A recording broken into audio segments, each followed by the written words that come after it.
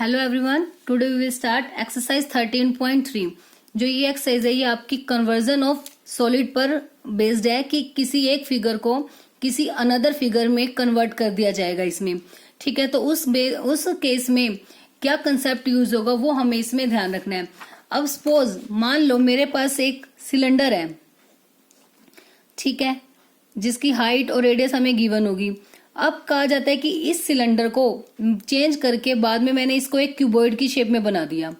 ठीक है, इसको कन्वर्ट कर दिया किस शेप में, क्यूबॉइड में। तो उस केस में क्या इनका एरिया सेम होगा? कि जरूरी तो नहीं है ना कि जब जितना स्पेस पहले ये फिगर कवर कर रही थी उतना स्पेस ये फिगर कवर करे। हो सकता है कि इसने कम स्पेस कवर किया, इसने लेंथ में स्पेस कवर किया, और हो सकता है इसने ब्रॉड में स्पेस कवर किया। ऐसे ही कोई भी सपोज है एक स्फीयर है, उस स्फीयर को मान लो मैंने कन्वर्ट कर दिया किसी कोन में। तो क्या ये तो जरूरी नहीं है ना कि जब भी किसी एक फिगर को दूसरी फिगर में कन्वर्ट किया जाए तो उसमें उस केस में उसका क्या हो, एरिया इक्वल। हो सकता है कि पहले उसने कम स्पेस कवर किया, बाद में ज्यादा कर लिया, या हो सकता है पहले ज्यादा कवर किया था, बाद में क्या हो जाएगा, कम कवर कर सकते हैं। क्योंकि हो सकता है जैसे ये वाला ये लेंथ में ज्यादा स्पेस कवर करेगी और इस टाइप की फिगर ब्रॉड में स्पेस ज्यादा कवर करेगी। ठीक है, तो जब भी किसी एक फिगर को किसी अनदर फिगर में कन्वर्ट किया जाता है तो उस केस में उनका एरिया इक्वल हो ऐसा जरूरी नहीं है, हो भी सकता है और नहीं भी हो सकता। ठीक है, बट जो वॉल्यूम होती है वो हमेशा कैसी रहती है, सेम।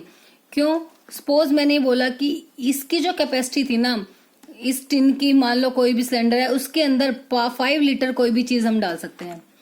तो उसी चीज को हमने मेल्ट करके कुछ अनदर फिगर में उसे मैंने कन्वर्ट कर दिया, तो जितनी उसकी कैपेसिटी थी वो तो सेम रहेगी। क्योंकि जितना भी इस फिगर से मतलब जो भी क्योंकि हमने पूरी इस फिगर को ही तो मेल्ट किया है।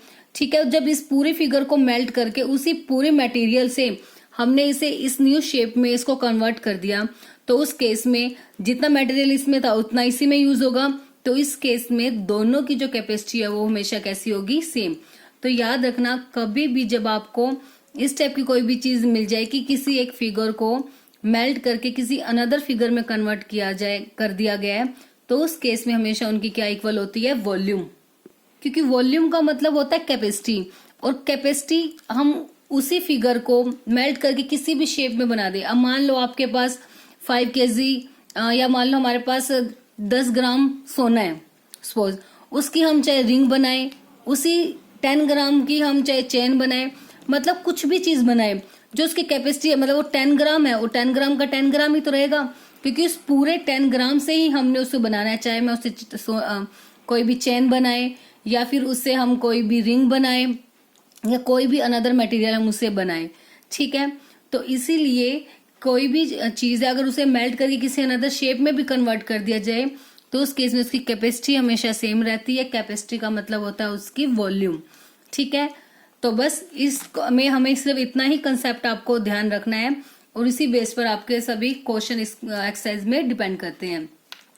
जैसे फर्स्ट क्वेश्चन है, a metallic sphere of radius 4.2 centimetre is melted.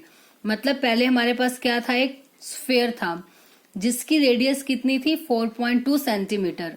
उसको मेल्ट कर दिया, मेल्ट मतलब उसको पिघला दिया, और recast into the shape of a cylinder. उसको किस शेप में कन्वर्ट कर दिया, फिर सिलेंडर। पहले था स्फीयर, स्फीयर को मेल्ट करके क्या बना दिया, एक सिलेंडर। सिलेंडर की क्या दी हुई है हमें, रेडियस, और क्या फाइंड आउट करनी है उसकी हमें, हाइट। तो जो जो गिवन है सबसे पहले राइट करते हैं। स्फीयर की रेडियस है 4.2, सिलेंडर की रेडियस है 6। इसको मान लेती हूँ मैं स्मॉल आर, और इसको हम क्या मान लेते हैं, capital R.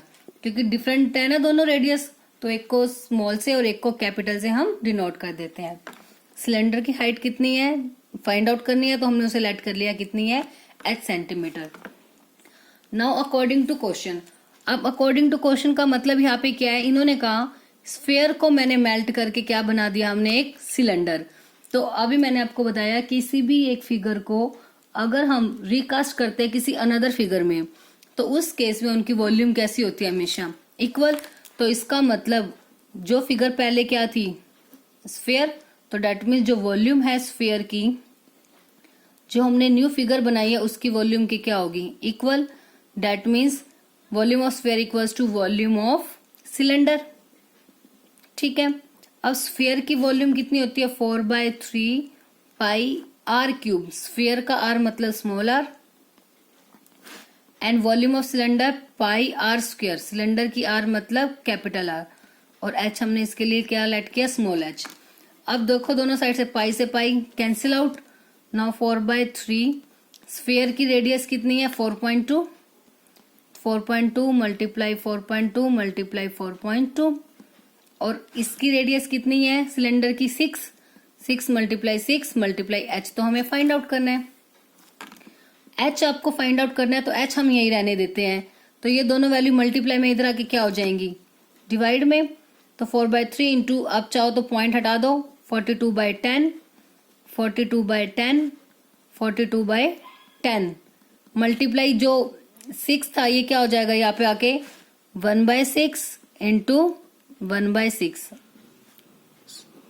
This is equals to H. ठीक है, क्योंकि मल्टीप्लाई में थे इधर आके क्या हो जाएंगे, डिवाइड में। अब जो कैंसिल होता है कैंसिल कर देते हैं, 6 1 जा 6, 6 7 जा 42, 6 1 जा 6, 6 7 जा 42। अब 3 की टेबल में कट हो जाएगा ये, 3 1 जा 3, और कितने बच गए 1, 3 4 जा 12। तो बस अब वैसे तो ये कट हो रहा है बट कट नहीं करते हम, क्योंकि जो 10 है तो नीचे बन जाएगा 1000, उससे हम पॉइंट इजीली लगा सकते हैं, हमें डिवाइड करके नहीं देखना पड़ेगा। तो बस अब ऊपर वालों की जो आपस में क्या कर देते हैं, मल्टीप्लाई। 7 7 जा 49 और 14 4 जा 56, तो 49 की 56 के साथ मल्टीप्लाई करते हैं। अब जब 49 की 56 के साथ मल्टीप्लाई करेंगे तो क्या आएगा, 2744, बाय में 10 multiply 10 multiply 10, 1000, that is equals to H. तो 3 जीरोज है तो पॉइंट कितनी वैल्यू से पहले लगेगा, 3, 1 2 3, मतलब यहाँ पॉइंट लग जाएगा 2 और 7 के बीच में, 2.744 centimetre, this is the height. ध्यान रखना सेंटीमीटर और सेंटीमीटर स्क्वायर या क्यूब नहीं लगाना आपने यहाँ पे, क्योंकि हाइट है, हाइट किस में होती है, यूनिट की सिंपल होती है, जो भी हमें गिवन होगी, मीटर है तो मीटर, सेंटीमीटर है तो सेंटीमीटर। एरिया के लिए यूनिट स्क्वायर होती है तो सेंटीमीटर स्क्वायर होगा, और वॉल्यूम के लिए क्या होती है, सेंटीमीटर क्यूब हो जाती है उसमें वॉल्यूम। ठीक है, तो हाइट कितनी आ गई हमारी, 2.744 सेंटीमीटर। तो बस मेनली इसमें हमें एक ही कंसेप्ट याद रखना है, किसी भी एक फिगर को अनदर फिगर में जब भी हम कन्वर्ट करते हैं, उसे रिकास्ट करते हैं, तो उसका मतलब होता है उन दोनों की वॉल्यूम आपस में कैसी होती है, इक्वल। क्योंकि किसी भी सॉलिड को हम मेल्ट करके किसी भी अनदर अगर सॉलिड में कन्वर्ट करते हैं तो उसका उसकी कैपेसिटी पर कोई भी इफेक्ट नहीं होता, उसकी कैपेसिटी जो है हमेशा सेम रहेगी। अगर वो बर्तन है कोई भी, जैसा 5 kg का था तो रिकास्ट करने के बाद भी वो कितना ही रहेगा, 5 kg का ही रहेगा, वो उससे कम ज्यादा नहीं होगा। बट एरिया है वो कम हो भी सकता है और नहीं भी हो सकता है किसी किसी केस में, पर्टिकुलर केस में वो सेम भी हो जाए एरिया, और हो सकता है वो डिफरेंट भी हो जाए।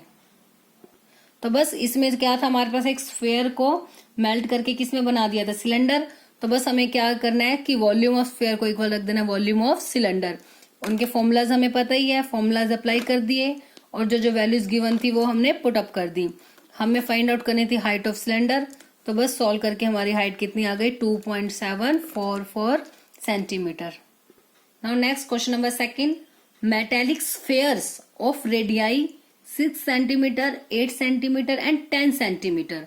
मतलब अब यहाँ पे कह रहे हैं कि 3 स्फीयर है हमारे पास। ठीक है, कितने स्फीयर्स है हमारे पास, 3 स्फीयर्स हैं, जिनकी रेडियस है, एक की है 6 सेंटीमीटर, सेकंड की 8 और थर्ड वन की कितनी है, 10 सेंटीमीटर। अब इन तीनों को मेल्ट कर दिया हमने, और तीनों को एक सिंगल सॉलिड के अंदर इन्होंने कन्वर्ट कर दिया, और सिंगल सॉलिड भी किस शेप में है, स्फीयर। मतलब टोटल 3 स्फीयर थे, तीनों को मेल्ट कर दिया तो, और एक बड़ा सॉलिड बना दिया। तो उस केस में क्या होगा, जो तीनों की कैपेसिटी थी वो कैपेसिटी किसके अंदर आ गई, एक बड़े सॉलिड के अंदर। दैट मीन्स जो नया हमने सिंगल सॉलिड बनाया है उसकी वॉल्यूम इक्वल होगी तीनों की वॉल्यूम का प्लस। क्योंकि मान लो फर्स्ट वाला 1 kg थी उसकी कैपेसिटी, सेकंड वाले की भी 1 kg थी, थर्ड वाले की भी 1 kg थी।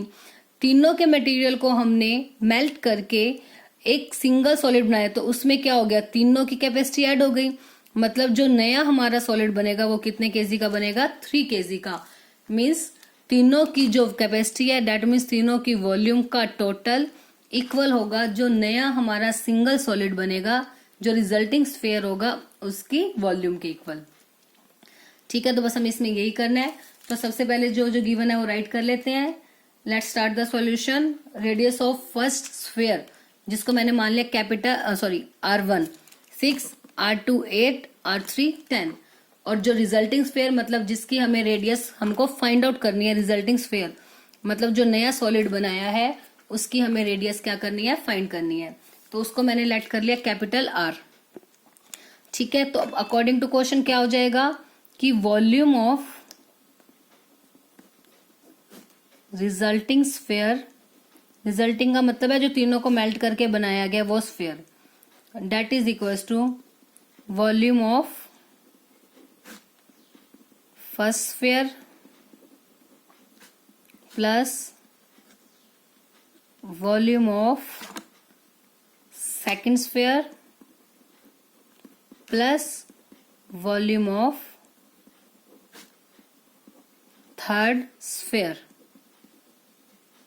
ठीक है, वॉल्यूम ऑफ स्फीयर होती है 4/3 पाई, इसके लिए कैपिटल R 4/3 पाई R क्यूब, 4/3 पाई R1 का क्यूब, 4/3 पाई R2 का क्यूब एंड 4/3 पाई R3 का क्यूब।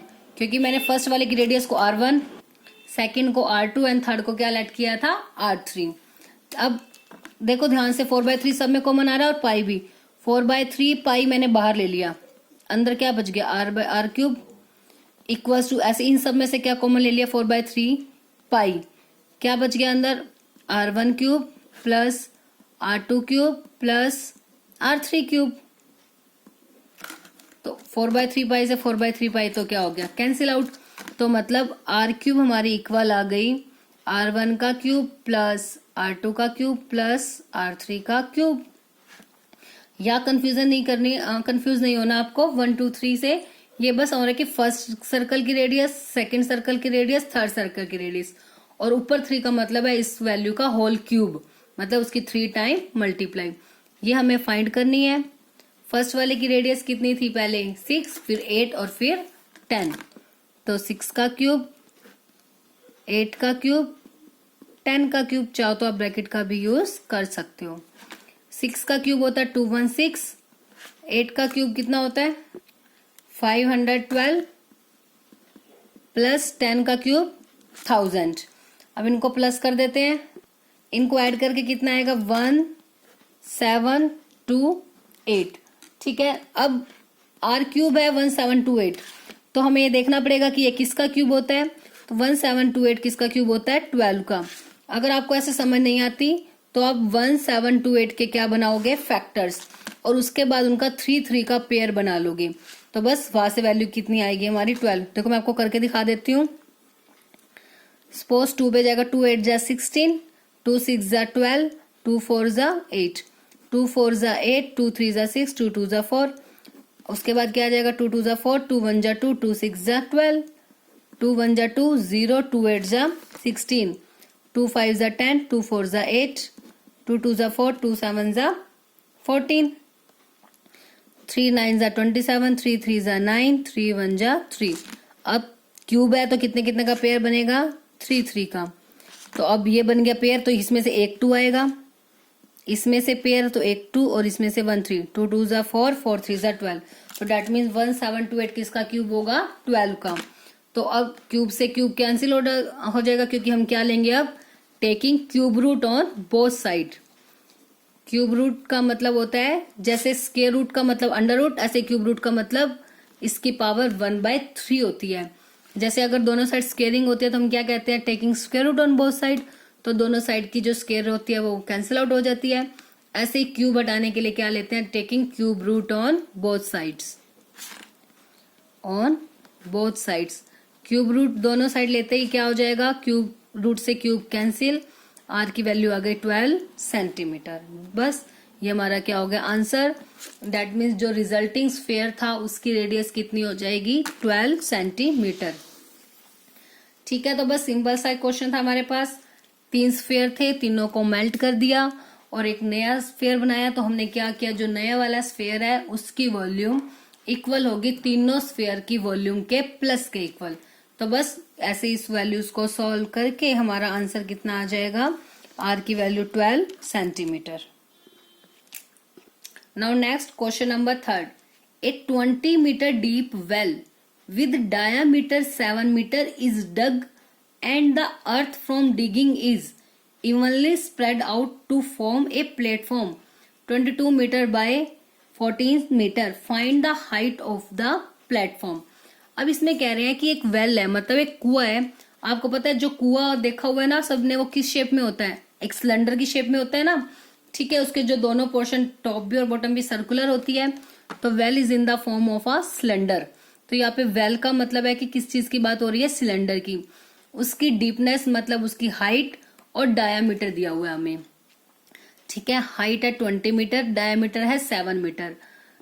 उसके बाद कह रहे हैं कि and the earth from digging, और उसको जब हमने खोदा, इन्होंने कहा कि एक 20 मीटर डीप वेल है जिसका डायामीटर 7 मीटर है, उसको खोदा गया, ठीक है। And the earth from digging मतलब जो खोदने के बाद जो मिट्टी आई उसको हमने स्प्रेड आउट कर दिया और क्या बना दिया, एक प्लेटफॉर्म। प्लेटफॉर्म किस शेप में होता है, क्यूबॉइड की।